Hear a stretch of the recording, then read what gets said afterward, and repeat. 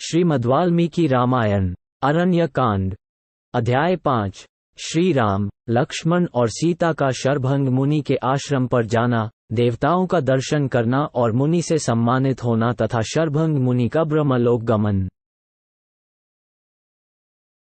One में उस भयंकर बलशाली राक्षस विराध का वध करके पराक्रमी श्रीराम ने सीता को हृदय से लगाकर सांत्वना दी और उद्दीप्त तेज वाले भाई लक्ष्मण से इस प्रकार कहा, सुमित्रा नंदन, ये दुर्गम वन बड़ा कष्टप्रद है।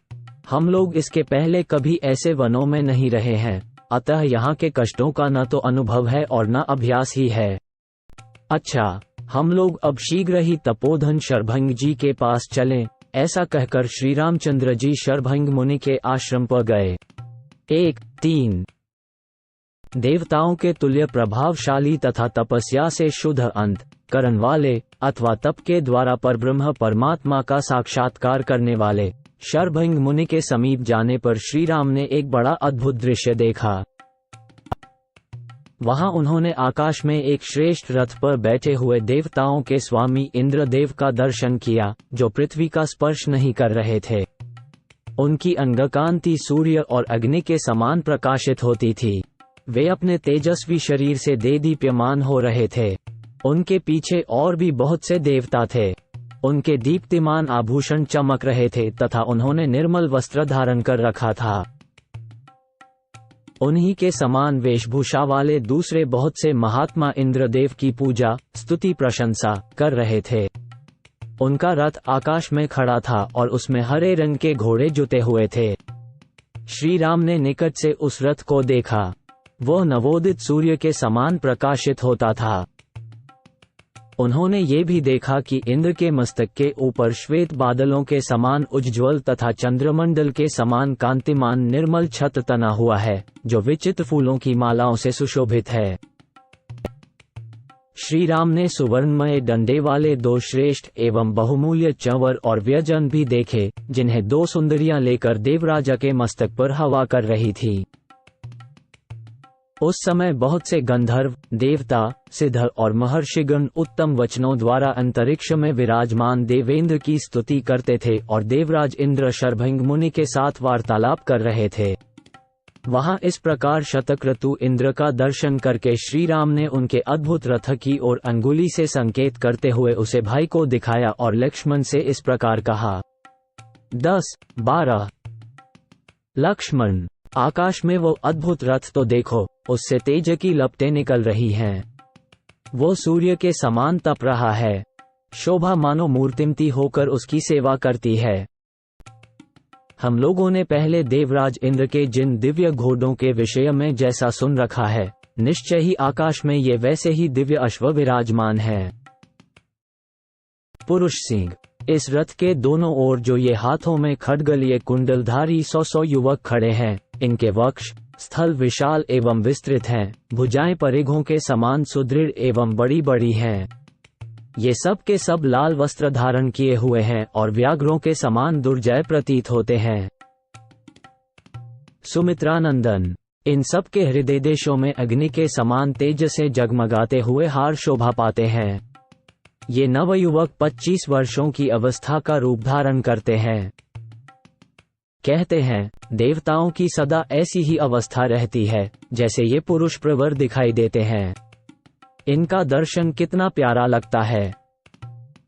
लक्ष्मण, जब तक कि मैं स्पष्ट रूप से ये पता न लगा लूं कि रथ पर बैठे हुए ये तेजस्वी पुरुष कौन हैं, तब तक तुम विदेहनंदिनी सीता के साथ एक मुहूर्त तक यहीं ठहरो। इस प्रकार सुमित्रा कुमार को वहीं ठहरने का आदेश देकर श्री रामचंद्र जी टहलते हुए शरभंग मुनि के आश्रम पर गए। श्री राम को आते देख शचीपति इंद्र ने शरभंग मुनि से विदा ले देवताओं से इस प्रकार कहा। श्री रामचंद्र जी यहाँ आ रहे हैं। वे जब तक मुझसे कोई बात न करें, उसके पहले ही तुम लोग मुझे यहाँ से दूसरे स्थान में ले चलो। इस समय श्री राम से मेरी मुलाकात नहीं होनी चाहिए। इन्हें वो महान कर्म करना है जिसका संपादन करना दूसरों के लिए बहुत कठिन है। जब ये रावण पर विजय पाकर अपना कर्तव्य पूर्ण करके कृतार्थ हो जाएंगे, तब मैं शीघ्र ही आकर इनका दर्शन करूंगा। ये कहकर वज्रधारी शत्रुघ्न इंद्र ने तपस्वी शरभंग का सत्कार किया और उनसे पूछकर अनुमति ले वे घोड़े जुते हुए रथ के द्वारा स्वर्गलोक को चल दिए। सहस्र नेत्रधारी इंद्र के चले जाने पर श्री रामचंद्र जी अपनी पत्नी और भाई के साथ शरभंग मुनि के पास गए। उस समय वे अग्नि के समीप बैठकर अग्निहोत्र कर रहे थे। श्री राम, सीता और लक्ष्मण ने मुनि के चरणों में प्रणाम किया और उनकी आज्ञा से वहां बैठ गए। शरभंग जी ने उन्हें आतिथ्य के लिए निमंत्रण दे ठहरने के लिए स्थान दिया।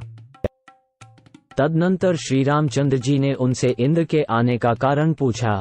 तब शरभंग मुनि ने श्री रघुनाथ जी से सब बातें निवेदन करते हुए कहा, श्री राम, ये वर देने वाले इंद्र मुझे ब्रह्मलोक में ले जाना चाहते हैं।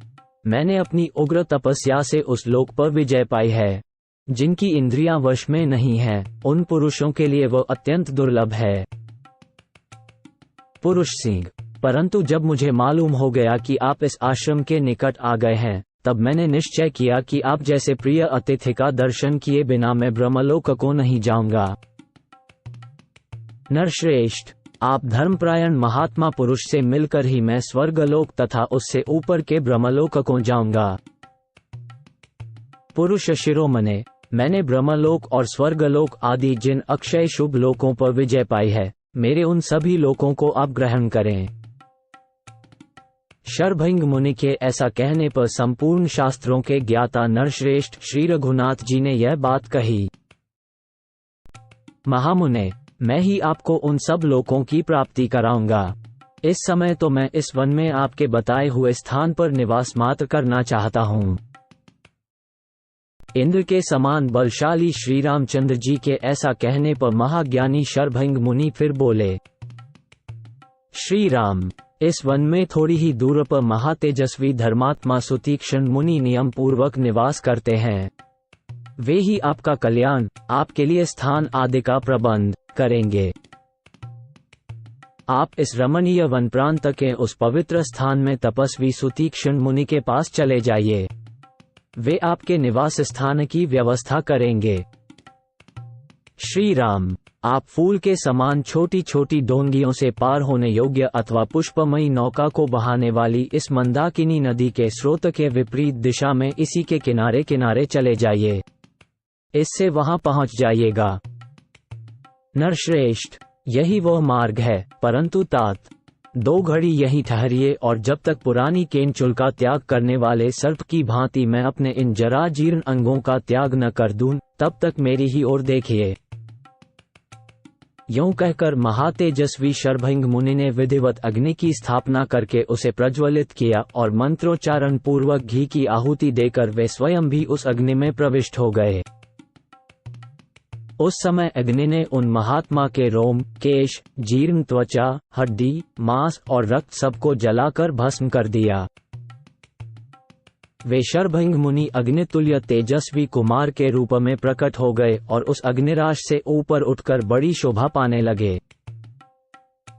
वे अग्निहोत्री पुरुषों, महात्मा मुनियों और देवताओं के भी लोकों को लांघकर ब्रह्मलोक में जा पहुंचे। पुण्य कर्म करने वाले द्विज श्रेष्ठ शरभंग ने ब्रह्मलोक में पार्षदों सहित पितामह ब्रह्मा जी का दर्शन किया। ब्रह्मा जी भी उन ब्रह्मर्षि को देखकर बड़े प्रसन्न हुए और बोले, महामुने, तुम्हारा शुभ स्वागत है।